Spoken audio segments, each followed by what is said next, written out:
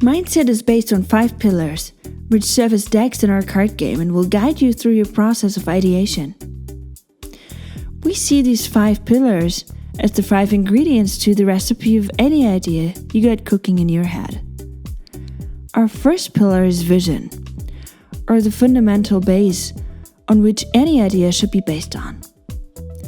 Our second pillar is the technology to use for your idea.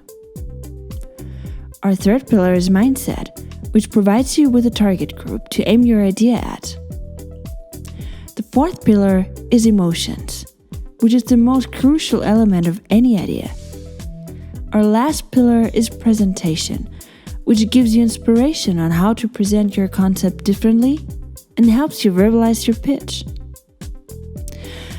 So let's see how we put our pillars as decks into our mindset cards.